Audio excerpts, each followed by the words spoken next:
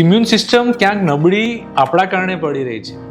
આપણે જ્યારે નાના હતા કે તો આપણે ધૂળમાં રમતા હતા તો પેરેન્ટ્સ આપણને રમવા આપતા હતા કે કંઈ વાંધો નહીં, રમે છે તો કંઈ જ વાંધો નથી. આજના પેરેન્ટ્સ સોફિસ્ટિકેટેડ થઈ ગયા છે, એમને માટીમાં બાળકને રમે એ ગમતું નથી. બાળક બહારનું ખાય. મને યાદ છે કે હું જ્યારે નાનો હતો તો બહારની વસ્તુઓ ખાતો હતો ત્યારે એલર્જન્સ, ધૂળમાં રમતો હતો ત્યારે એલર્જન્સ એક્સપોઝ થતા હતા.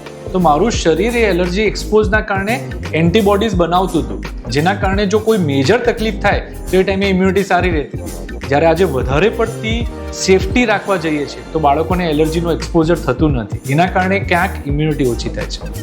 ઇમ્યુનિટી ઓછી થવાના બીજા પણ ઘણા કારણો છે, જેમ કે બાળકો જંક ફૂડ વધારે લે તો એની અંદર સોલ્ટ, શુગર વધારે હોવાના કારણે પ્રોબ્લેમ થાય છે. બાળકો ઊંઘ સરખી નથી કરતા, એના કારણે પ્રોબ્લેમ થાય છે. તો એનું પણ ક્યાંક ધ્યાન રાખવાની જરૂર છે.